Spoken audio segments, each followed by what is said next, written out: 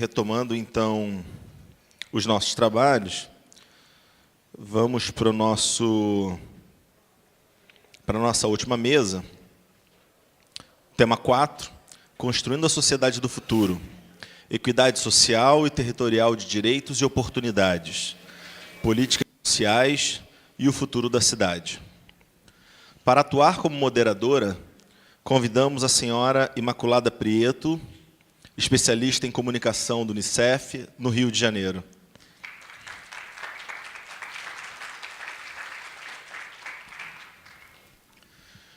Para a composição da mesa, gostaríamos de convidar os palestrantes.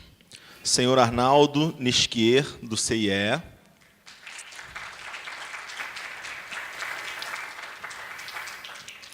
A senhora Renata Janine, do Instituto Igarapé.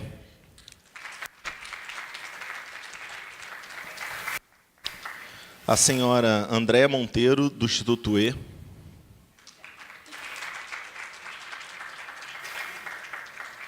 E o senhor Celso Ramos, da International Association of Providers of AIDS Care. Com a palavra, a senhora Imaculada Prieto, especialista em comunicação do Unicef, no Rio de Janeiro. Muito boa tarde. Terminar a tarde falando sobre construindo a sociedade do futuro, equidade social, equidade territorial, direitos e oportunidades para cada pessoa, políticas sociais e futuro da cidade. Um tema e tanto, né, mas que não podia ficar de fora. Eu, representando aqui o Fundo das Nações Unidas para a Infância, fico feliz, né, da organização do evento pensar que crianças e adolescentes, nesse momento, têm que estar no centro da nossa reflexão. Meninos e meninas como um caminho estratégico de desenvolvimento. Esse evento me faz pensar, pela primeira vez, onde é que eu vou estar em 2050? Onde nós vamos estar em 2050?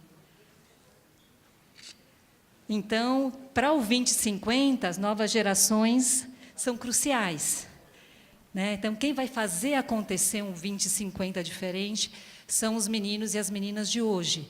Então, a gente olhar para esses meninos e essas meninas hoje é algo mandatório. E para falar sobre a vida dos meninos e das meninas, a gente vai falar de educação, vamos falar de saúde, vamos falar de segurança, de proteção, vamos falar de engajamento, de participação. Então, são esses 4 temas dessa última mesa. Vou convidar cada um deles para falar durante 10, 12, 13 minutos e depois garantir 15 minutos para as nossas interlocuções. Tá bom? Vou começar com o professor Arnaldo Nisquier, uma honra estar ao seu lado, né? E, para apresentá-lo, na verdade, eu vou convidar o diretor aqui do nosso planetário, né, o senhor Flávio Maranhão, para apresentar o nosso convidado da mesa.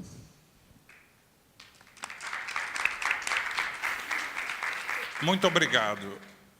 Nós gostaríamos de fazer uma pequena homenagem ao professor Nisquier.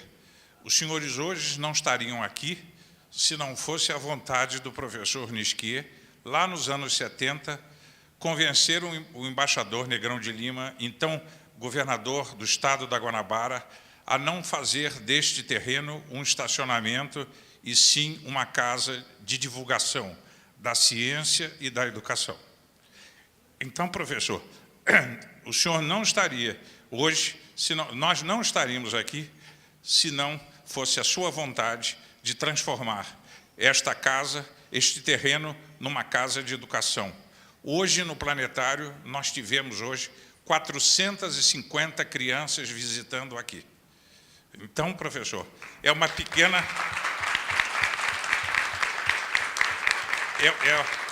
O seu extenso currículo de secretário de Educação e Cultura, de secretário de Ciência e Tecnologia, de membro da academia e, talvez, o mais importante título que o senhor tenha é o título de professor, sem dúvida nenhuma. Nós queríamos fazer uma pequena homenagem aqui do planetário, pedir a Simone, a nossa professora, que entregasse para a dona Ruth.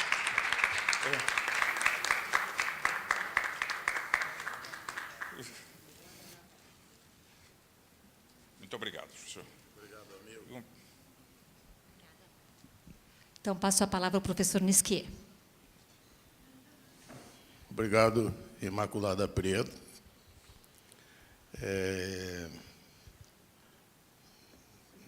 Amigos que se encontram à mesa, quando eu vinha vindo para cá, eu fiquei pensando como é gostosa a vida de um educador, porque a gente consegue fazer coisas bonitas, consegue deixar registrado muito do que a gente sonha.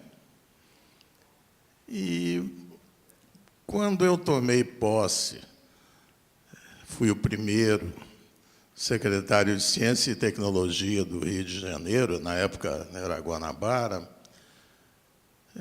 eu prometi que daria um planetário ao Rio de Janeiro. Era uma ideia como outra qualquer. Eu sou oficial da reserva da Marinha e conhecia o pequenino planetário da Marinha, na Escola Naval, ultrapassado, completamente fora de época. Então, eu achava que o Rio de Janeiro merecia ter um planetário moderno, com 5.000 estrelas sendo projetadas na sua abóboda, e prometi. A gente faz tanta promessa na vida, né? E aí um repórter da Manchete, onde eu trabalhava, me disse, olha, eu estava no gabinete de uma figura, um cientista de São Paulo, e ouvi uma história que é um segredo. Eu ouvi que o Ministério da Educação está recebendo 4 planetários da Alemanha Oriental, que é a origem da Zeiss Jena.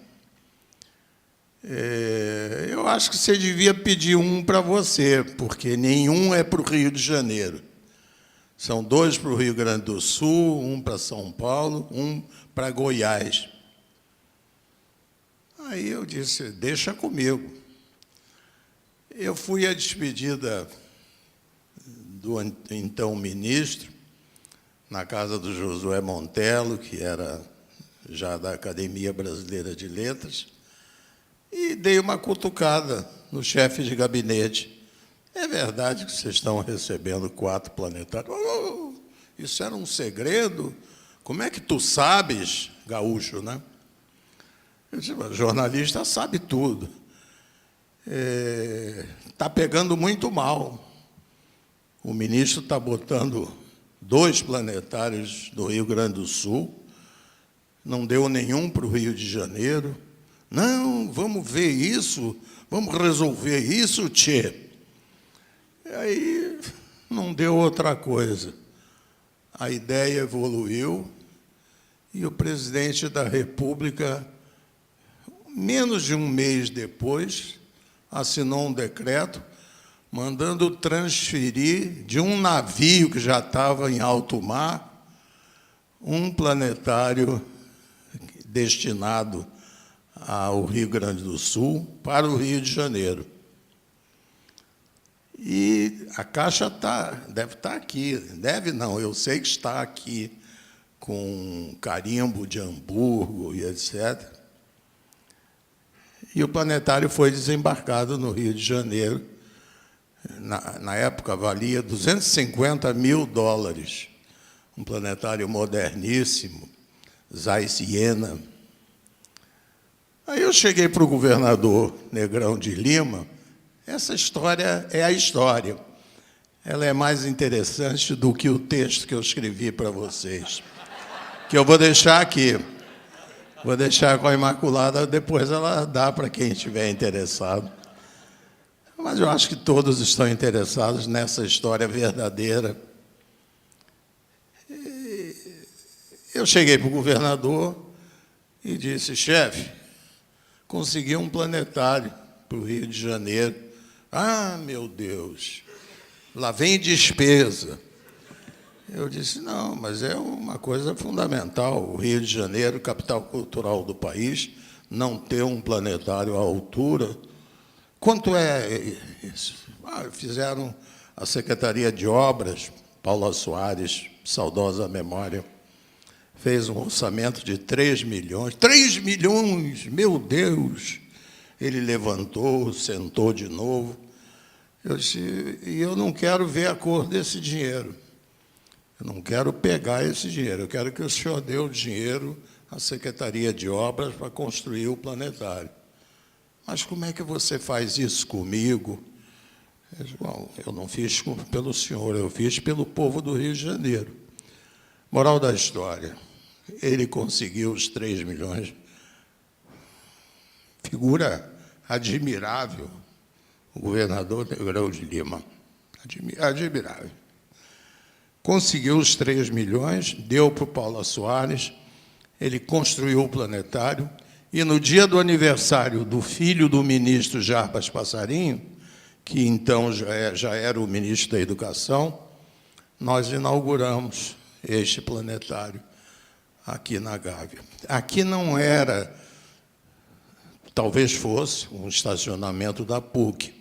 A PUC queria muito. Mas aqui era uma favela, a famosa favela do Parque Proletário da Gávea. Tinha 1.900 casas. E vocês não têm ideia do que é uma favela. Vocês não têm ideia, porque eu também não tinha. Deputados eleitos pelo povo vinham para cá fazer comício para que o povo não saísse da favela. Nós conseguimos lugares para os favelados em Bom Sucesso, que era bem pertinho daqui, era o melhor lugar que podia. O governador foi gentil, conseguiu localizar todo mundo em Bom Sucesso, e tinha deputado que vinha aqui fazer comício contra nós, para que o povo não saísse da miséria em que se encontrava e pudesse ter melhores condições de vida. Mas nós insistimos, e a mudança se fez. Saíram 1.900 daqui, e aí se abriu o espaço para a construção desse lindo planetário, com a sua cúpula, com o espaço todo muito bonito. Eu tive a inspiração de entregar a obra arquitetônica para os irmãos Menescal.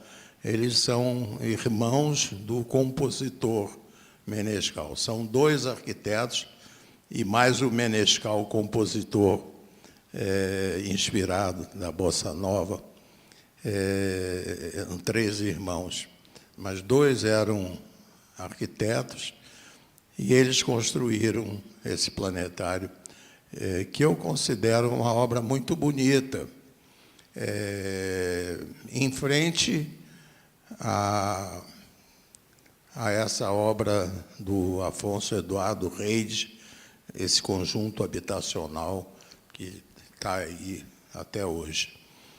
Então, eu acho que, para vocês que estão aqui num seminário sobre o futuro, eu acho que cuidar do futuro é isso.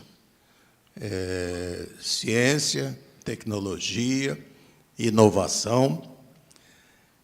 E, no período em que eu pude estar na secretaria, foram 4 anos da primeira vez, eu estive algumas vezes como secretário, eu construí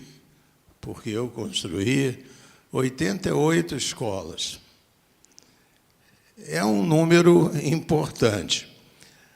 Se não, vejamos, no governo seguinte, do famoso Sérgio Cabral, ele construiu 3 escolas em 4 anos.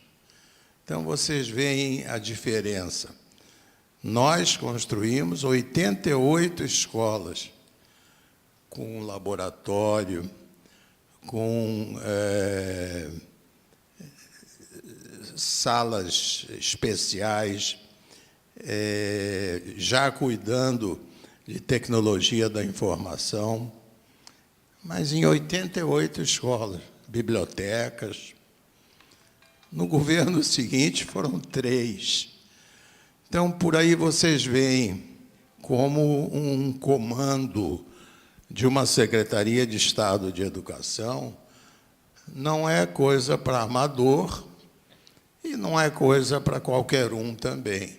É preciso ter a vontade, ter o apoio político do seu governador, que é o comandante em chefe do Estado, e fazer com que essas coisas aconteçam para que, no futuro, e a Imaculada falou no ano 2050, para que a gente chegue a 2050, ou antes, ou um pouco depois, em condições operacionais de sucesso, com o atendimento devido à clientela que o Rio tem, mas que tem maltratado quase que sistematicamente de uns anos para cá.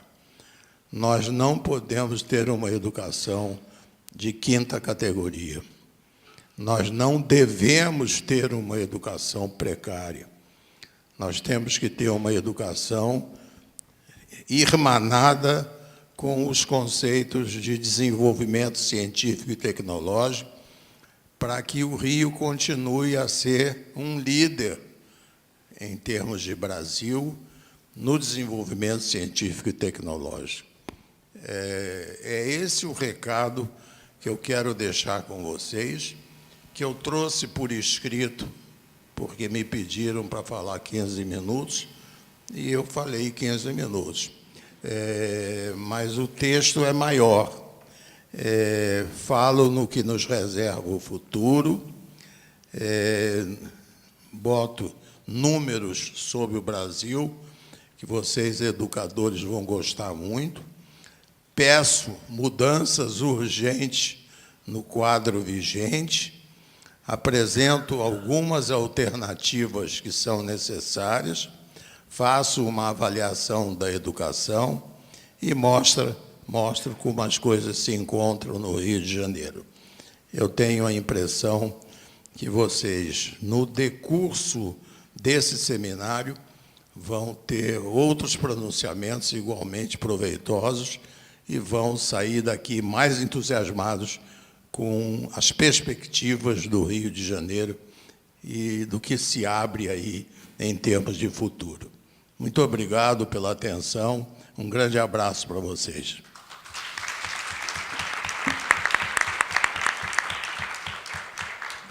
Muito obrigada, professor. Eu sei que o senhor tem que nos deixar em breve, mas antes do senhor nos deixar, eu peço para o senhor pensar em uma frase. Não fui eu que inventei isso, foi a organização. Pensar em uma frase, a visão que o senhor tem da cidade em 2050, em 2050. Rio é amor, e assim deve ser considerado o tempo todo. Muito obrigada. Vamos falar agora de outro aspecto essencial da vida, que é a saúde, né? Epidemias e desafios da saúde pública nas grandes cidades. Convido, então, para a gente fazer essa reflexão o professor Celso, né? Celso Ferreira Ramos Filho, professor adjunto do Departamento de Medicina Preventiva da UFRJ, membro titular da Academia Nacional de Medicina e também é um integrante de um conselho, eu não sei como fazer a correta tradução, mas do IAPAC, em Washington, que é a Associação de Provedores de Tratamento de AIDS? Exatamente. Professor, muito obrigada. Peço, então, para a gente seguir agora a apresentação. Muito obrigado. Muito obrigado, boa tarde. Eu lamento a saída do professor Nisquier por várias razões, mas talvez a principal não, mas é que ele o nosso mestre de cerimônias e eu éramos os únicos de paletó e gravata aqui, e isso faz com que eu me sinta numa situação minoritária muito maior. Eu aceitei o convite, o Daniel sabe, com uma certa relutância, porque eu estava me sentindo como um peixe fora d'água aqui, ou talvez mais como um astronauta solto no espaço interplanetário. Vou tentar lhes falar sobre uma coisa que eu acho extremamente importante, que é o fato de que o Rio de Janeiro primeiro, eu nasci aqui, fui criado aqui, cheguei a conhecer essa favela que o professor Nisquia se referiu. O Rio de Janeiro é a caixa de ressonância do Brasil. É a cidade mais conhecida no exterior. Qualquer coisa que acontece aqui tem uma repercussão enorme. E a questão das epidemias é mal entendida por uma série de razões. Primeiro, porque nós estamos debaixo da lente da TV Globo. Então, dengue, por exemplo, o Nordeste tem muito mais dengue do que o Rio de Janeiro, do ponto de vista epidemiológico. Mas o foco do dengue é aqui.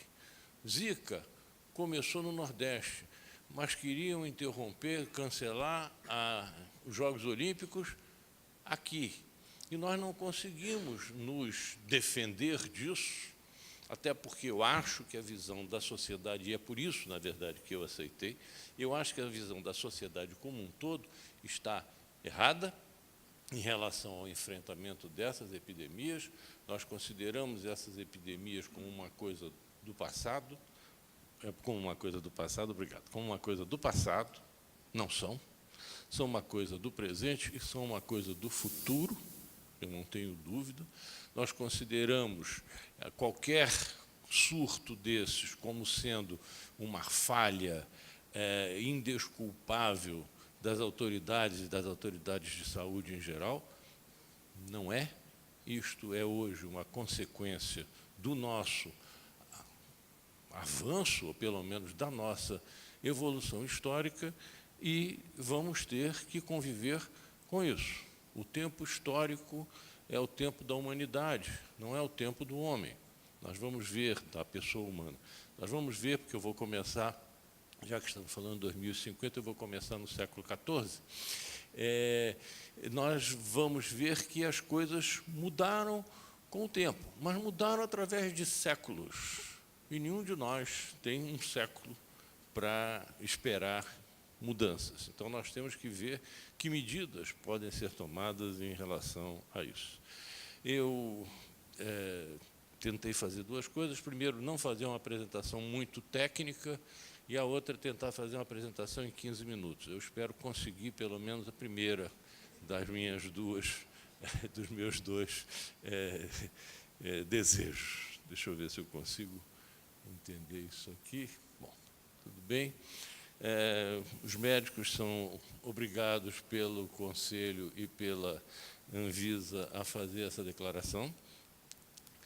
E eu queria ter como palavra essas aqui do Hans Zinser, que foi um microbiologista americano que escreveu esse livro, que é basicamente sobre o tifo, não a febre tifoide, sobre o tifo. É um livro clássico que demonstra o que eu estou querendo, talvez, lhes apresentar. A peste negra ocorreu no século XIV, como eu falei. Ela matou aproximadamente 50% da população da Europa. No sul da Europa, isso chegou a 75%, 80%. Isso levou a uma despopulação. A Europa levou séculos para voltar a ter a população que tinha nessa época. Isso mudou, isso, em grande parte, acabou com a Idade Média, porque a despopulação foi de uma ordem tal que a ordem social foi rompida. Os servos da gleba, que ficavam presos ao terreno agrário onde nasciam, tiveram que ser, de alguma forma, libertados, já que tinha glebas sem servos, e que, portanto, não podiam produzir. Essa é a evolução, mostrando que essa evolução se deu em parte por terra. A peste veio da Ásia, em parte se deu por terra, em parte se deu por mar. Hoje em dia nós temos na evolução disso daí a presença do avião, principalmente a presença do avião a jato. Isso continuou ainda no século XVIII. Napoleão, na Palestina, no Oriente Médio, toca aqui o bubão, o abscesso na axila de um paciente com peste. Depois disso, nós temos outro grande exemplo, a cólera, que matou mais de 15 milhões num período de tempo, muito menos, certamente, do que a peste, mas num período de tempo mais longo, com diversas pandemias. A última, bem mais recente, nós não temos Napoleão, mas Dom Pedro II chegou a visitar os coléricos no Hospital de Santa Isabel, no hospital que ficava em Jurujuba. Eu vou falar sobre esse hospital muito rapidamente em seguida. Nesta mesma época, a cólera atinge Paris, e Francisco de Paula Cândido, que eu devo citar porque é o patrono da minha cadeira na Academia Nacional de Medicina, estava naquela época em Paris estudando medicina, fez parte como voluntário no atendimento à epidemia e recebeu uma medalha. Muito bem. No Haiti, em 2010, nós temos ainda a cólera. E é importante falar sobre as doenças emergentes, porque o homem é responsável, é hospedeiro de mais de 1.400 agentes. Desses 1.400 agentes infecciosos, os vírus representam apenas 15%. Mas, nas espécies ditas emergentes, ou seja, espécies que surgiram mais recentemente, os vírus são responsáveis pelo dobro disso. Temos mais vírus aqui do que bactérias e fungos, que aqui representam mais de 60% do total. Doenças emergentes são causadas por agentes previamente desconhecidos, como o caso muito específico da AIDS, resultantes das mudanças ou evolução de organismos já conhecidos. Nós podemos falar sobre isso em relação à Zika, por exemplo, com novas apresentações clínicas, dengue, em disseminação para outras áreas geográficas ou novas populações, chikungunya, e temos as doenças reemergentes que reaparecem como muito a propósito a febre amarela, aquela velha senhora que nos visita, emprestando o termo à peça de Dürrenmatt. Alguns agentes infecciosos descobertos entre 93 e 2008, nós temos o vírus Sabiá, responsável pela febre hemorrágica brasileira, e temos aqui o vírus Chapare, que é responsável por uma febre amarela que foi detectado na Bolívia. Eu não estou falando de coisas que acontecem na remota África, estou falando de coisas que acontecem aqui ou na nossa fronteira. Eu vou ter que ir muito rapidamente, mas os fatores são múltiplos. Nós temos alterações ecológicas evidentes, nós temos mudanças em técnicas agropecuárias. Isto aqui, que para mim é importantíssimo, e era o que eu gostaria de centrar a palestra: demografia e comportamento humano, comércio internacional. A expansão de dengue inicialmente se deu através do comércio de pneus usados entre o Oriente, entre a Ásia e as Américas.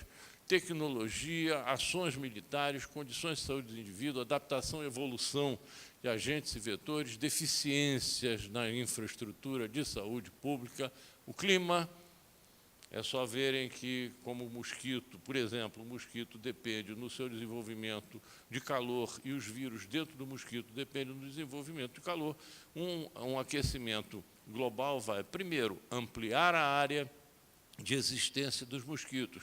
Segundo, vai abreviar o ciclo dos mosquitos, eles vão se reproduzir mais depressa. Terceiro, vai reduzir o tempo chamado de incubação extrínseca, o tempo de incubação do vírus dentro do mosquito. Um aumento da temperatura global virá a trazer, inevitavelmente, um aumento de doenças no mundo.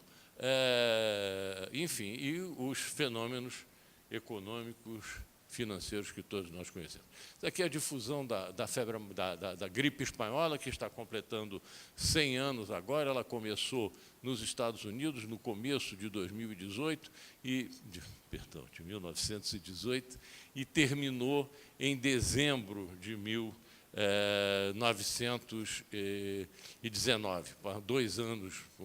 Chegou aqui no Brasil, Pedro Nava, no livro dele, Chão de Ferro, descreve muito bem a necessidade de escavação de covas para sepultamento em massa no Caju, o transporte de cadáveres em bondes, o bonde parando e as pessoas saindo de casa levando os cadáveres para botar no bonde para ser levado até o Caju, a invasão de covas cavadas, que quando as pessoas chegavam para sepultar os seus mortos, já encontravam ocupadas, a falta de alimento, os parentes deles saindo de casa armados de bengala para trazer comida, porque não havia comida em casa, porque não havia como a comida chegar no Rio de Janeiro, e se chegasse não tinha onde vender, não tinha quem vendesse isso daí. Isso aconteceu aqui há 100 anos atrás. Isto é um hospital militar de emergência nos Estados Unidos durante a gripe espanhola. Eu falei gripe asiática em algum momento, me desculpem.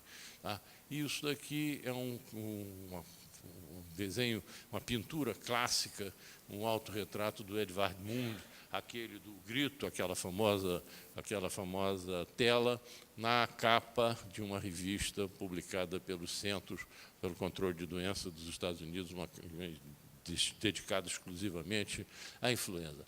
A peste negra, neste período de 4, 5 anos, matou cerca de 200 milhões de pessoas. A Primeira Guerra Mundial matou 15. A Segunda Guerra matou 50. A gripe espanhola matou entre 50 e 100 milhões de pessoas. 10% da população adulta jovem do mundo foi infectada por esse agente.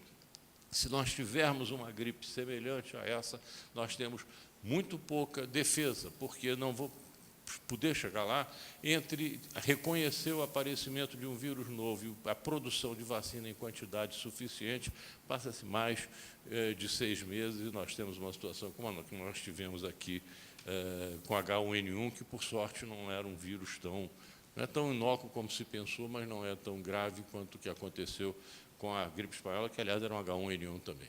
Bom, eu acho muito interessante essa interação entre o homem e o mosquito. Vejam que, entre 2005, chikungunya e zika tinham áreas de circulação coincidentes e muito bem localizadas, e, de repente, entre 2005 e 2015, isso se espalhou para vários outros locais do mundo. Vejam aqui a distribuição de chikungunya desde 1950, chegando até 2014, 2015. Vejam como isso se espalhou. Em 2015, os países com zika nos estados, no mundo como um todo. Quando se fala de epidemia, se fala de mosquito, muitas pessoas vêm e se ajoelham no altar de Oswaldo Cruz e oram para que nós possamos fazer o que ele fazia.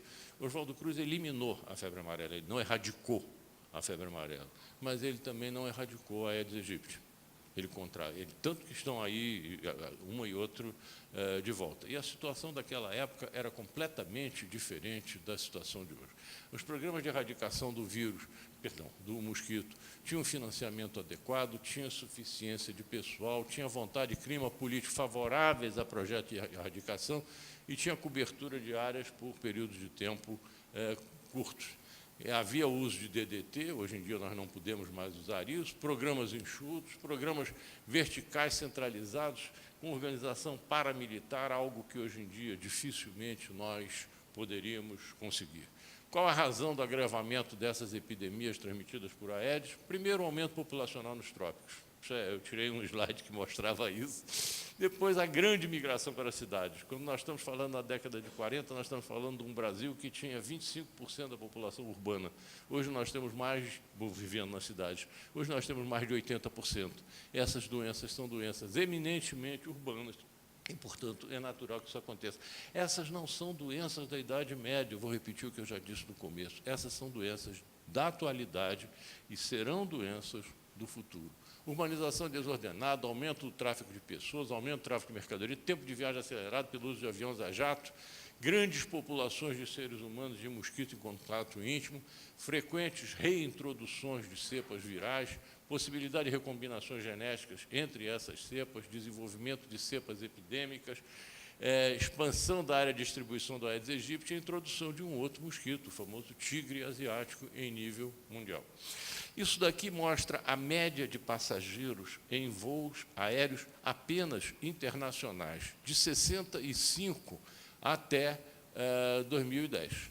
Vejam que o número de indivíduos que voou internacionalmente em 2010 foi aproximadamente 1/3 da população mundial. Isso não significa que 1/3 da população viajou, já que vários viajaram muitas vezes, mas lhes dá uma ideia do volume do tráfego aéreo e da possibilidade que isso permite de circulação de agentes.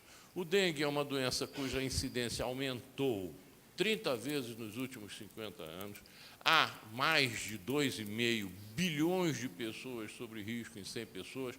Não é um problema brasileiro apenas, não é um problema do Rio de Janeiro apenas, é um problema mundial. Não há solução para isso a curto prazo. Eu afirmo isso sem a menor... E não é sequer uma questão de dinheiro. É uma questão de simplesmente... Eu tive uma vez, numa reunião da Associação Médica Brasileira, eu tive uma discussão infeliz com um otorrinolaringologista de São Paulo, um professor doutor de São Paulo, de nariz em pé, como costumam ser os professores doutores de São Paulo, daqui também, mas de lá tem uma elevação da pirâmide nasal um pouco mais pronunciada. E então, ele chegou e, depois de falar bastante sobre o Rio de Janeiro, São Paulo faz transplante e o Rio de Janeiro não consegue combater mosquito. Eu disse, doutor, o senhor vai me desculpar, mas fazer transplante, a tecnologia existe, é uma questão de ter dinheiro. Combater a Aedes não é uma questão de ter dinheiro. Não existe nenhuma tecnologia minimamente eficaz para combater o Aedes aegypti. Então, não é uma questão de dinheiro. Ele morreu, não por isso, evidentemente, não de desgosto. E São Paulo, há uns 3 ou 4 anos atrás, teve uma violentíssima epidemia de dengue, num momento em que o Rio de Janeiro, por alguma razão que não me pergunto, não sei qual é, não estava tendo nada. Então, pela OMS, há mais de 50 milhões de casos por ano, há mais de 500 mil formas graves, há 22 mil óbitos. Nós temos um aumento progressivo de circulação de múltiplos sorotipos, tem um diapositivo que mostra isso, uma situação de hiperendemicidade. Condições de habitação urbana. Isso aqui é a nossa Rocinha, vista de cima.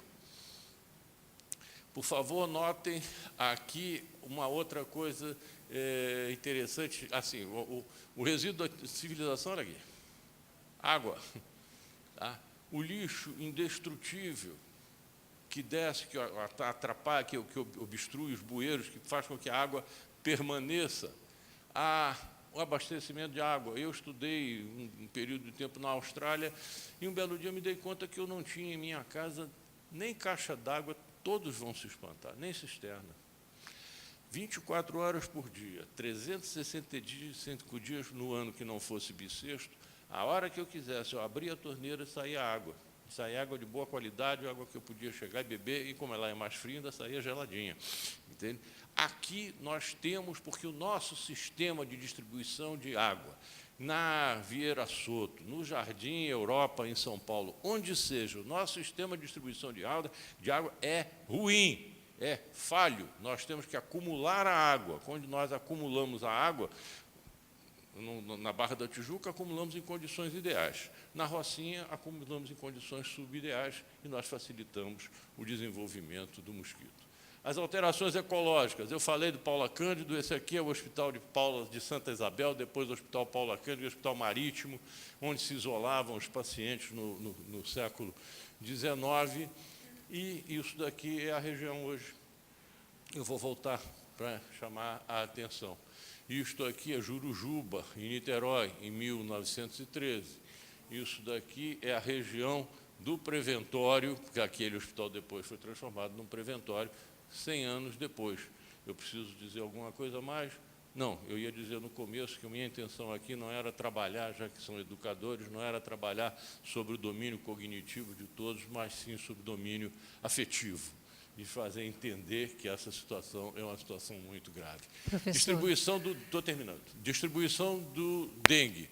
Nós tínhamos circulação de dengue, quatro tipos, aqui no sudeste da Ásia e em outros locais apenas 2.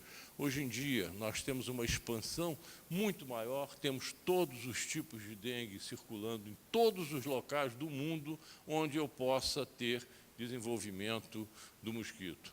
As formas graves de dengue, o número de casos aumentou, o número de formas graves aumentou. Contrariamente, entre aspas, à teoria darwiniana, nós não estamos selecionando um vírus mais benigno, estamos selecionando um vírus mais maligno. Não vou entrar nisso, me desculpem. E temos um impacto calculado nas Américas, nesse trabalho de 2011, de 2,1 bilhões de dólares americanos por ano. Disso daí, o Brasil perde aproximadamente 40%. Já tivemos recentemente a reintrodução da febre amarela no Paraguai, em 2008. Temos a possibilidade de transmissão de mais de um vírus pelo mesmo mosquito, ou pelo menos infectar 2 vírus infectando o mesmo paciente em um determinado momento. E esse trabalho, que eu não vou poder me deter, mas é um trabalho que compara a situação entre a cidade de Laredo. Quem se lembra de filme de cowboy sabe que essa era uma cidade que fica no Texas, e Nueva Laredo, que fica no México. É fronteira seca, não tem rio. De um lado, americanos, de outro, mexicanos, passam de um lado para o outro. Há mais Aedes aegypti nos Estados Unidos do que no México. Mas há mais dengue no México do que nos Estados Unidos. Alguma coisa estranha? Não. As condições de habitação no México são inferiores às condições de habitação. Olha aqui, no México, esse GM aqui mede infecções recentes, 16% no México, 1,3% nos Estados Unidos. Agora, vejam, ar-condicionado central, 36% das casas nos Estados Unidos, 2% no México.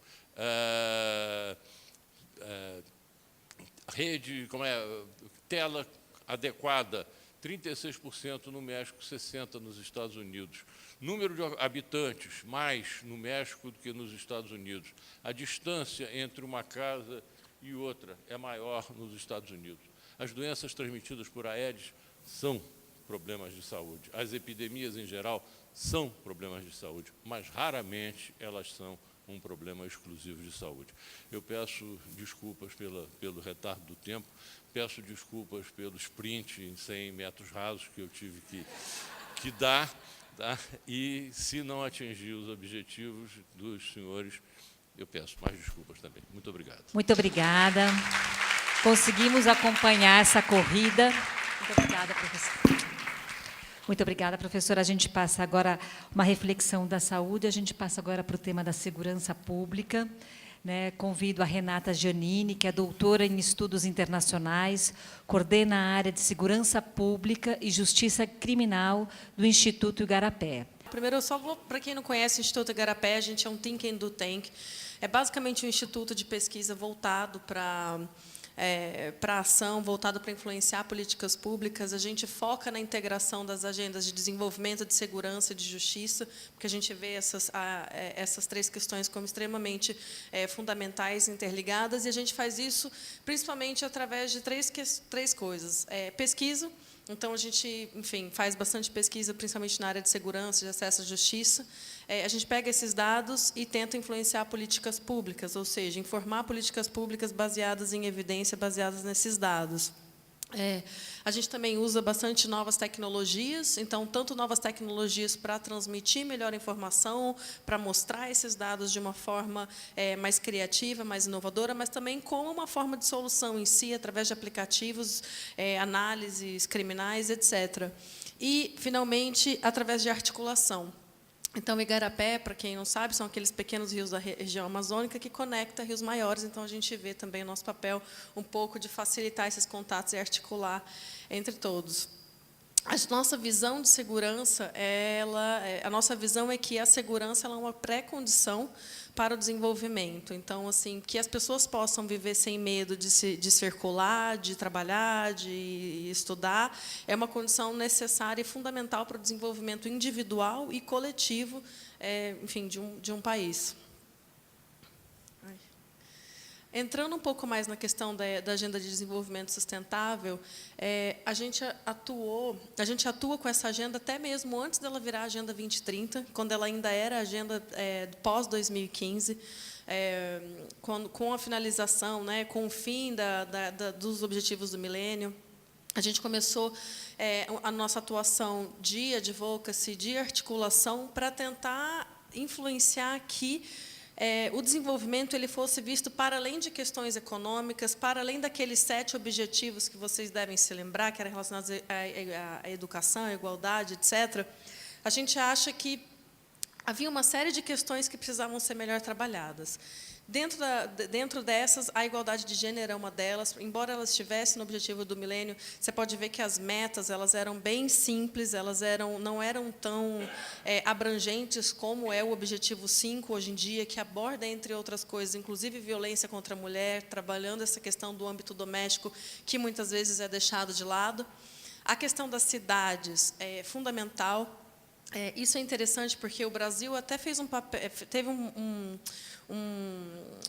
uma boa territorialização dos objetivos do milênio, né? A gente viu que eles acabaram passando não só do nível local para um nível estadual e municipal também. Isso foi bastante positivo por parte do país, mas a gente fez uma atuação em que o papel das cidades se tornasse cada vez mais protagônico. A gente vê que, principalmente no campo da prevenção e da redução da violência, os municípios e a prefeitura e as secretarias, elas têm um papel fundamental de identificar aqueles fatores de risco que levam à violência. Então, é o ator por excelência se nós vamos falar em prevenção da violência. E, finalmente, a questão, justamente, de sociedades seguras, justas e pacíficas, que é o que eu vou falar mais sobre hoje, porque existe muitas, assim, durante as negociações para a Agenda do Desenvolvimento Sustentável, havia muita reticência por parte de alguns governos, inclusive o brasileiro, de inclusão do objetivo 16, que é o objetivo que trata da violência, que trata da insegurança, que trata da corrupção, que trata do crime organizado, dentro da Agenda de Desenvolvimento. Via-se como se fossem coisas separadas, como se promovendo o desenvolvimento, automaticamente teríamos segurança. E a gente sabe que não é bem assim. O Brasil passou por um desenvolvimento, principalmente econômico, em décadas passadas, bastante significativo, que não reverberou em uma melhora da situação de segurança. Muito pelo contrário, a gente viu uma piora cada vez maior da situação de segurança. Então, a gente trabalhou bastante nesse sentido para que um objetivo 16 e metas correlatas que estão transversalizadas em vários dos outros objetivos fossem incluídas também. Para quem não conhece, eu não vou ler, obviamente, tudo, mas esse é o objetivo 16. As grandes questões, e ele trata dos grandes desafios. Eu acho que, assim, olhando todos os objetivos, ele trata de grandes desafios que o nosso país enfrenta e que a nossa cidade também enfrenta. A questão da violência contra crianças, não só a violência, senão a violação de direitos, trata da questão de tráfico ilícito, de armas e enriquecimento ilícito, trata de corrupção, trata de transparência, trata de instituições eficazes, trata de acesso à justiça.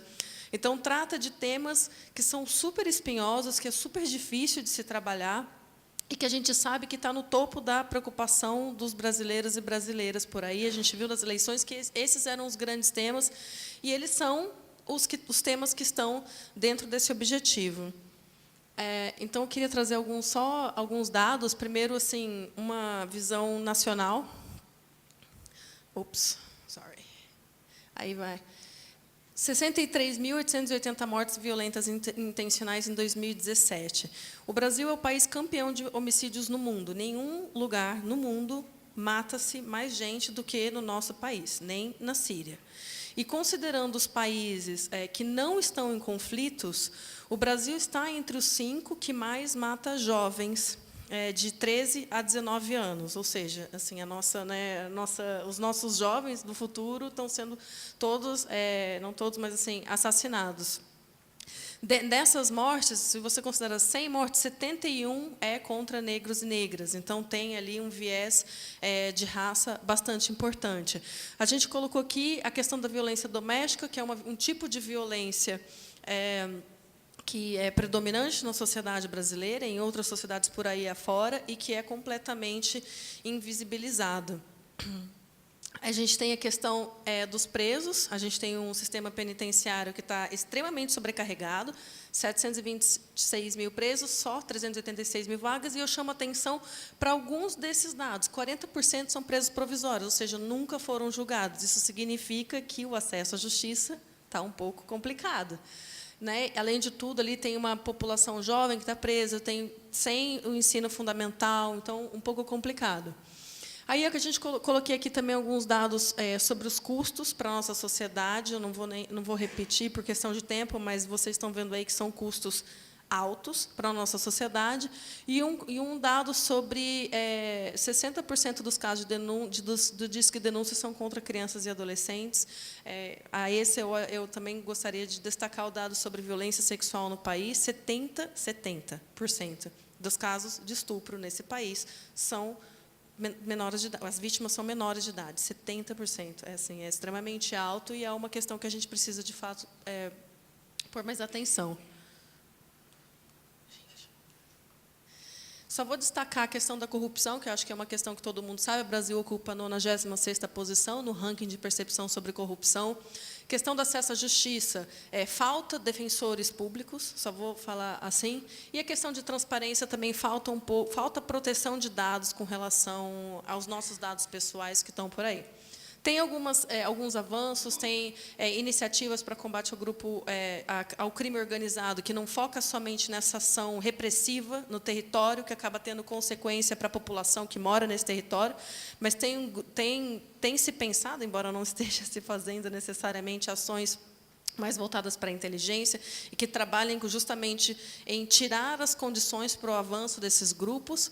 Tem a Lei de Proteção de Dados, que foi aprovada há pouquíssimo tempo, mas ela veio sancionada com algumas restrições, como, por exemplo, uma autoridade que vai fiscalizar para ver se estamos cumprindo ou não com isso. E aumento de registro com relação a processos disciplinares, etc. Entrando no Rio de Janeiro, é um contexto também tão grave ou mais do que o contexto brasileiro, ainda que tenhamos regiões no Brasil que tenham dados ainda piores do que o do Rio de Janeiro, mas, enfim, como o professor falou anteriormente, acaba chamando mais atenção. São 40 mortes a cada 100 mil habitantes. No caso do Brasil, é 30 mil a cada 100 mil habitantes, mas temos lugares no Nordeste que é 60 mil a cada 100 mil habitantes. Nós temos 2 milhões de pessoas vivendo em áreas de milícia, então, sem contar aquelas que vivem em áreas dominadas por facções. Há pouco tempo saiu uma série de reportagens que falava em mais de 360 zonas eleitorais que eram dominadas pelo crime organizado, seja o tráfico, seja a milícia, e qual que é a consequência disso para a nossa democracia, de alguma forma.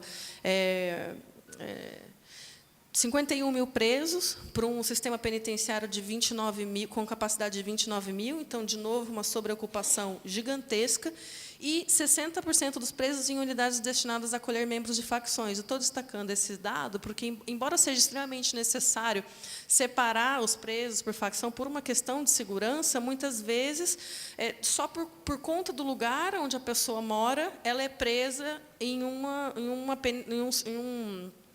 prisão que é para uma determinada facção. A gente sabe que o crime organizado no Brasil ele nasce e ele age a partir dos presídios. Então, a gente está, de certa forma, contribuindo para o alistamento de novos membros. Então, assim, é uma questão que a gente precisa olhar mais. E 20% das denúncias de corrupção feitas ao Ministério Público são relacionadas a servidores de segurança. Então, outra questão complicada. Eu coloquei alguns dados aqui que são do ISP, principalmente letalidade violenta, que são alguns dos dados que mais mexem também com a percepção da população com relação à segurança.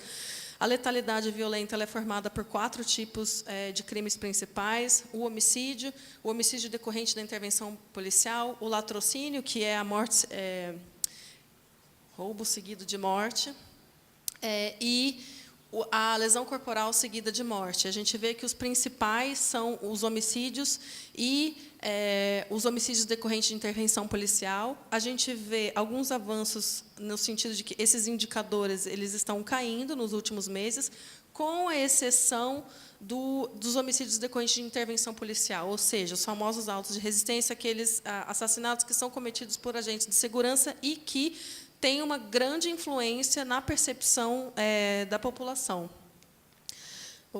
Aqui a gente colocou um mapa do estado todo. O que está em vermelho é onde tem uma maior concentração desse crime relacionado morte por oposição à intervenção policial. A gente vê que tem uma concentração no Rio de Janeiro e em alguns municípios da Baixada. Já vou encerrar. Colocamos aqui alguns dados de tiroteio, que são dados que foram coletados pelo Fogo Cruzado. A gente vê uma tendência crescente, mas tem bastante variação de mês a mês, né? Enfim, um aumento bastante significativo em 2018, ainda que em setembro, que é o último mês que eu tenho dado, tenha caído. Mas é, de novo, um dado bastante significativo, porque mexe bastante com a percepção da população, com o medo da população de sair de casa, de ir para o trabalho, de ir para a escola. E a gente sabe que, muitas vezes, esses tiroteios eles ocorrem, inclusive, em áreas não só densamente povoadas, vocês entenderam, onde as pessoas moram, mas também próximos à escola. Tem muitos casos aqui no nosso município de tiroteio que chega a atingir as escolas. Como isso afeta o desenvolvimento dessas crianças, desses adolescentes que frequentam essas escolas. Mas tem também algumas boas iniciativas. Essa aqui é o SPIGEL, que é um sistema de análise criminal que permite um georreferenciamento de todos os tipos, né, de ocorrências do Estado, e que permite você pode ver os hotspots onde eles ocorrem, e isso permite um melhor planejamento por parte dos órgãos de segurança pública. Eu juro que eu já vou acabar. Com relação ao futuro, como nós podemos melhorar a situação do nosso país e, enfim, da nossa cidade, especificamente, a gente lançou, há pouco tempo, esses 2 documentos, que são agendas de segurança pública para o nível nacional, segurança pública é solução, e para o nível estadual, aqui do Rio de Janeiro. Ela foi pensada em parceria com especialistas, com pessoas que são do sistema de segurança pública, que são do sistema de justiça criminal, e que nos ajudaram a trazer soluções que mesclam ações preventivas, de prevenção da violência, ou seja, que a gente identifique os fatores de risco antes que eles, de fato, ocorram, mas também de uma repressão qualificada da violência, diminuindo, assim, esses efeitos colaterais que são tão danosos para a nossa sociedade. E aqui um destaque especial para o município, de novo, que eu acabei já falando, o professor, inclusive, já falou, a maior parte da população mundial, inclusive brasileira, vive nas cidades. As cidades, atualmente, são o local onde a maior parte dos desafios, os nossos desafios, eles estão localizados aqui. Mas também é aqui que estão localizadas as nossas principais inovações. E é extremamente importante que a gente dê destaque a elas, né? Uma iniciativa que a gente propõe e que a gente, inclusive, já implementou no município de Paraty, que é um município pequeno, que a gente começou para dar início mesmo, é o Observatório de Prevenção da Violência, que dá esse destaque, esse protagonismo para a prefeitura e para as secretarias na prevenção da violência. Então, a gente trabalha sobre 3 bases com relação a isso. O primeiro são os dados, coleta de dados do sistema de saúde, do sistema de assistência social, do sistema de educação, para que a gente possa chegar e identificar melhor esses fatores de risco com relação a uma mãe que frequenta o sistema de saúde por conta de violência doméstica, uma criança que falta seguidas vezes à escola, para tentar identificar isso e tentar buscar essa criança antes que a gente perca essa criança para o crime organizado. E também do sistema de assistência social, que depois tem aí uma série de atendimentos. Então, é um sistema de dados que tem alertas para a gente perceber quando algo não está acontecendo bem. É um sistema de governança que promove a interação entre esses diversos órgãos para a busca de uma solução e para resolver essa questão, e também para entender um pouco como a gente usa esses dados que são gerados aí diariamente por todos esses órgãos, e protocolos de atuação, que daí aí já é mais a operacionalização de uma política pública baseada na evidência, na coleta de informações que foi feita anteriormente. Eu também dei um sprint aqui. Se ficar alguma dúvida, que deve ficar, aqui está o meu contato, mas eu fico à disposição também depois. Obrigada. Obrigada, Renata. A gente fica, então, com aquela frase de que é possível, né? É possível prevenir, porque lá traz dados, tanto o mapa das epidemias, né, como as tendências de violência, às vezes nos coloca numa situação um pouco paralisada, né? Mas a gente se agarrar nessa certeza de que não é algo inevitável, né? É possível prevenir, é possível enfrentar e reduzir. Para a gente, e com certeza, para a gente dar essa virada, a gente precisa de engajamento, a gente precisa de comunicação, precisa de participação cidadã, né? E, para refletir sobre isso, eu gostaria de chamar a Andréia Monteiro Meirelles. A Andréia é formada em Publicidade pela Escola Superior de Propaganda e Marketing, especializada em Marketing pelo Instituto de Pós-Graduação do FRJ, e, atualmente, você responde pela gestão de projetos do Instituto E.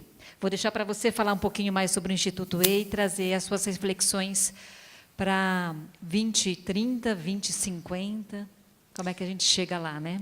Bom, primeiro, obrigada pelo convite. E eu queria, antes de começar a apresentação, aproveitar para parabenizar a iniciativa. Assim, a gente entra em contato com diversas, enfim, instâncias e órgãos públicos, privados, ONGs, terceiro setor. E é muito raro a gente ver uma mesa tão misturada e como isso agrega, sabe? Então, parabéns. Bom, vamos lá. Instituto E, né, nós somos uma ONG focada em desenvolvimento humano sustentável. Eu fui convidada, né, para falar sobre engajamento social e desenvolvimento sustentável, e estou vindo aqui muito por conta... Eu faço toda a parte de gestão de projetos do Instituto, e a gente tem uma missão que é ampla e bem desafiadora, né, que é, como eu disse, promover e transformar, né, o Brasil, posicionar o nosso país como o país do desenvolvimento humano sustentável. A primeira vez que eu ouvi, né, assim que eu entrei no Instituto, essa missão, falei, nossa, é ousada, porque... ela é grande, ela é muito, muito ampla. Mas, na verdade, quando a gente para olhar as iniciativas que já existem hoje, nos diferentes setores da sociedade, a gente vê que isso é completamente possível. Sabe? É possível a gente fazer. Tem diversas iniciativas que já fazem isso. E, na nossa opinião, né, o que falta, na verdade, é a gente se comunicar e se juntar, compartilhar e cooperar para a coisa funcionar. Não existe desenvolvimento sustentável sem trabalhar a parte humana disso, né? Então, assim, isso é um ponto essencial. Mas a pergunta é como? Como que a gente faz para convencer um grupo de pessoas, jovens, idosos, independente da área onde eles vivem, como faz para essas pessoas acreditarem na causa que a gente está colocando? Como é que faz para elas se engajarem e atuarem e disseminarem esse tipo de informação? Propósito, né? Propósito está virando uma palavra batida, está virando moda, e eu trabalho muito próximo do setor de moda, né? Do setor fashion, têxtil. E a gente vê isso a todo tempo. Marcas que pegam propósitos, constroem os seus propósitos e tentam, através disso, causar engajamento. E nem todas conseguem. E, na nossa opinião, quando não se consegue o engajamento, é porque, na verdade, seu propósito não é genuíno, sabe? Ele é uma coisa muito mais marqueteira do que verdadeira. Quando a gente tem propósito de verdade, a gente consegue fazer diferença. Assim, eu trouxe o eBrigade, que é um projeto que originou o Instituto. Ele foi criado como uma marca. Foi até utilizado em roupas, né? Não sei se a Osprey utilizou muito isso, o eBrigade como uma marca, e ele acabou naturalmente virando um movimento onde as pessoas se diziam eBrigaders, né? As pessoas falavam: eu vou adotar ações mais sustentáveis no meu dia a dia, na minha vida, nas minhas escolhas, eu vou agir de uma forma mais consciente. E quando a gente viu que isso estava acontecendo, foi daí que veio a ideia de criar um instituto, né? Como é que pode uma marca virar um movimento? A gente começou a estudar com base nisso o que faz as pessoas se movimentarem, se agregarem, vestirem literalmente a camisa da tua causa e começarem a disseminar isso para outros. A gente falou, né? O eBrigade, ele deixou de ser uma marca, ele virou um chamado para ação. a gente tem até hoje, né?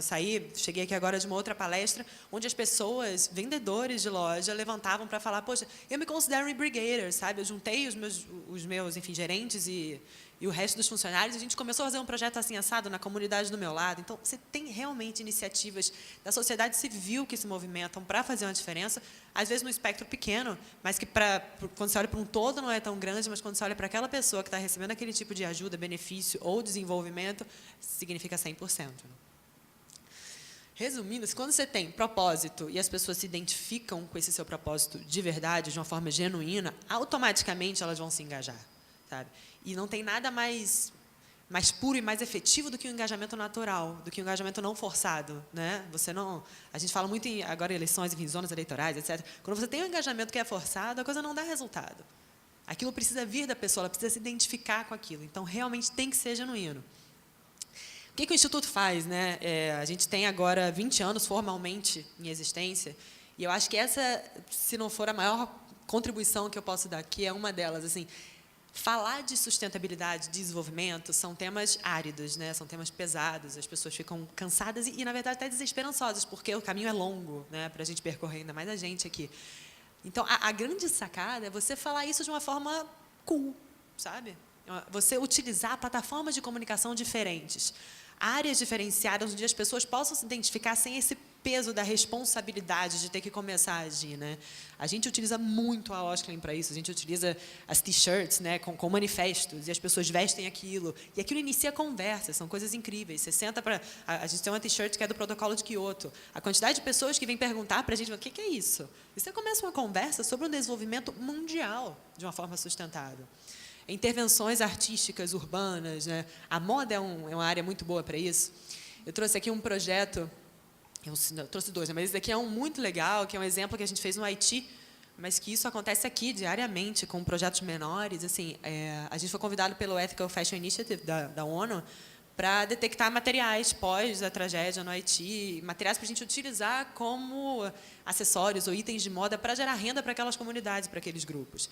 Assim foi feito, a gente desenvolveu, enfim, envolvemos designers e capacitamos todo um grupo, enfim, alguns grupos de pessoas de, enfim, favelas, né, slams, no Haiti, e até hoje esse projeto funciona independente do Instituto, não só para a Osklen, como para outras empresas. Assim. Então, são exemplos de iniciativas privadas junto com a sociedade civil que fazem uma boa diferença, e se a gente consegue agregar isso, o poder público, assim, o corpo daquele projeto e o impacto é infinitamente maior. Um pupurri, né, só para vocês entenderem um pouco como, quando a gente comunica de uma forma diferente, as pessoas aderem e compartilham, né? A gente tem uma identidade visual muito específica, sabe? A gente vai trabalhar com tribos indígenas, a gente produz fotos, enfim, a gente faz todo um cenário para que aquilo dali seja agradável de ser comunicado. E a mensagem está sempre presente, independente de ser árida, pesada. Como eu falei, né? Quando a gente consegue unir essas três pontas, o resultado ele é potencializado. E existem iniciativas diversas. Aqui é um exemplo, assim, como a gente... Essa nossa pegada de comunicação diferente une diversos participantes, né? Então, a gente tem parcerias constantes com o Unesco, com o ITC, como eu falei, WWF, SOS Mata Atlântica. São iniciativas que acreditam no poder da comunicação. E a gente tende a levar a comunicação como deixa o estagiário fazer a arte para o Facebook. E a gente não pode fazer isso, porque é através da comunicação que a gente consegue engajamento. E se a gente não consegue o engajamento social das pessoas, nada vai para frente. Aquilo morre. Eu vou ter que passar um pouquinho mais rápido esse projeto, mas é um exemplo. Na Rio+20, a gente estava muito próximo do pessoal da Estônia, tudo acontecendo, participando de diversos seminários. Quando a gente viu, eu falei, cara, a gente tem que marcar esse momento. Os marcos são importantes, né? E a gente acabou fazendo um clean-up da forma mais rápida. A gente, no momento, falou de orçamento, né? A gente tinha, nesse dia, R$3.000. E com R$3.000, a gente juntou, no momento, na praia, no Arpoador, mais de 70 nações, trabalhando juntas, sem ganhar absolutamente nada, puramente em prol da causa. Como comunicar é essencial. Isso é feito no mundo inteiro. Eu trouxe aqui alguns exemplos assim, que não têm nada a ver com o Instituto, mas que são áreas e, enfim, instituições que reconhecem o poder da comunicação, o poder da identidade visual e como isso é essencial. Em todas as palestras, enfim, e conferências que a gente participa, todo mundo fala, poxa, muito legal, comunicar é super importante, todo mundo faz, mas como que eu faço para não ser mais do mesmo? Porque iniciativas positivas a gente tem muitas, de tamanhos diferentes, em áreas diferentes. Aqui no nosso, é só a gente chega numa escola, você vai ter um adolescente de 12 anos que tem um projeto maravilhoso, louco para implementar. A gente tem que comunicar. Assim, esse, para mim, é a base. Se a gente não comunica, a gente não engaja. E aí, por isso que eu trouxe assim, o ODS 17, porque, claro que os ODS são todos muito importantes, né? Mas bater todos eles, enfim, é uma coisa quase que redundante. A gente precisa cooperar, sabe? Estabelecer parcerias que potencializem, que andem para frente. A gente está num momento da sociedade em que todo mundo quer o maior pedaço da pizza, sabe? A gente tem reuniões em que você vê que é um cabo de guerra, o terceiro setor é um cabo de guerra. Isso é uma coisa impensável. A pizza não é nossa, sabe? A pizza é de todo mundo. Então, a gente tem que cooperar, a gente tem que trabalhar junto para conseguir resultados que realmente façam a diferença para o país que a gente vive. É isso. Está meu contato. Qualquer dúvida, à disposição. Muito obrigada, Andréia. Então, eu vou passar para a rodada final aqui da minha mesa, começando com o professor Celso. O desafio final é a frase. A visão que eu tenho para o Rio de Janeiro para 2050. A partir desse meu lugar de fala, né, dessas áreas que vocês trouxeram, da saúde, da segurança pública, do engajamento, qual é a visão que me move para o Rio de Janeiro em 2050? Bom, eu queria, muito rapidamente, dizer 2 ou 3 coisas que talvez não tenham ficado claras. Primeiro, eu não quis dizer que não há nada a fazer. O que eu quis dizer é que a situação não tem solução fácil. Não existe um interruptor que eu viro e resolvi o problema. Isso não é uma questão de passar fumacê ali, isso não é uma questão de contratar agente de saúde, não é isso. É muito mais complicado do que isso. Uma outra coisa que me incomoda nessa questão é a falta de conhecimento da ciência, não é conhecimento científico. O Carl Sagan, todos devem se lembrar, um astrofísico americano, escreveu um livro que eu considero um divisor de águas, que é o seguinte: o mundo assolado pelos demônios, a ciência como uma vela na escuridão. O livro dele não fala muito de saúde, óbvio, não tem porquê, mas ele se coloca contra essa visão de pseudociência, contra essas noções que estão surgindo por aí, muitas vezes supersticiosas. Por exemplo, a luta, enfim, o posicionamento contra vacinas, que é responsável, até nós termos essa crise na Venezuela, que eu prefiro não comentar, os casos de sarampo que chegavam no Brasil vinham principalmente da Europa, onde havia dinheiro para comprar vacina, onde há estrutura, mas a vacina não é aplicada. E não é aplicada por quê? Porque os pais acham que, de repente, faz mal. Os que acreditam na nova ordem mundial, e nós tivemos um candidato à presidência da República que acreditava piamente nisto, né, acham que a vacina, aos Illuminati, a vacina é algo feito para controlar a população, tem o objetivo de matar as pessoas, e as pessoas não se vacinam. Uma das coisas que mais me chocou, eu recebi por WhatsApp, um filmezinho de um programa de televisão no Paraná, em que a entrevistadora entrevistava umas professoras de uma escola que tinham feito a seguinte experiência com crianças de nível enfim, primário. Pegaram arroz, ferveram arroz e colocaram em 2 potes fechados. Como é que elas fizeram isso? Eu não sei. Um pote ficou de lado, o outro pote, as crianças passavam todo dia de manhã e diziam palavras bondosas para o arroz. Não estou brincando, não. Então, que o arroz era bonito, que o arroz era isso, que o arroz era aquilo e tal coisa. Muito bem. O arroz sem palavras bondosas apodreceu. Esse aqui não apodreceu. Eu não sei como é que elas fizeram isso. Agora, cientificamente, eu não tenho como explicar isso. Agora, o que foi ensinado para essas crianças não é que o bom sentimento é importante. O que foi ensinado para as crianças é que o mundo é mágico. Que eu digo boas palavras e, com isso, eu consigo mudar a realidade. E isso não funciona. Desculpem, isso pode ser muito bom da gente ter como entende, como até crença, se quiserem, mas eu não consigo mudar isso. Eu, como médico, não posso chegar no CTI todo dia dizer, você é muito bonzinho, você é muito bonitinho, que grande paciente, e esperar que o sujeito saia da insuficiência respiratória. Não sai. Sinto muito. Não sai. E nós perdemos tempo com isso. Planta-se crotalárias para espantar mosquito. Começa-se a pensar na possibilidade de botar pó de café embaixo do vasinho para impedir o desenvolvimento do mosquito. É mais fácil virar o vasinho e tirar a água. Mas nós estamos esperando soluções mágicas, e não apenas na saúde, em outras coisas também. Nós achamos que simples vontades, simples canetadas, são capazes de resolver os nossos problemas. Quanto à palavra, eu acho que eu vou me basear, a frase, eu acho que eu vou me basear no meu quase conterrâneo Gilberto Gil, porque eu me considero baiano, apesar de ser carioca. Eu espero que em 2050 o Rio de Janeiro continue lindo, entende? E que a gente esteja numa cidade muito mais justa, numa cidade, acima de tudo, muito menos violenta do que essa que nós vivemos hoje, e que tenhamos, pelo menos, se ainda tivermos que ter epidemias, que sejam epidemias de menor impacto. Muito obrigada.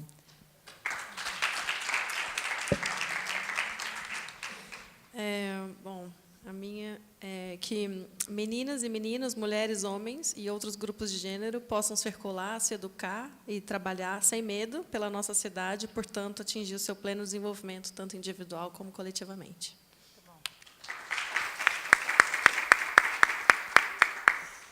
Bom, a minha frase é o seguinte: o nosso maior ativo, né, o carioca, é intangível, é o nosso jeitinho, né, o nosso jeito acolhedor. E eu acho que minha frase para 2050 é que esse nosso jeitinho transforme a gente em exemplo de cooperação mundial, que a gente consiga, através da cooperação, alcançar um desenvolvimento sustentável. Bem, então, com essas palavras da beleza, da segurança, né, e da cooperação, a gente possa continuar pensando no 2050. Seria ótimo ouvir cada um de vocês, mas cada um, então, fica com essa proposta de rascunhar aí na cabeça qual é a visão que vocês têm para vocês, né, para as crianças, para os adolescentes, para as mulheres e para os homens, o 2050, né, qual é a cidade que queremos. Agradeço muito vocês terem permanecido aqui firmes até o final desse debate, dessa mesa. Agradeço a organização. Não sei se tem algum recado final. Sim, passo a palavra. Muito obrigada.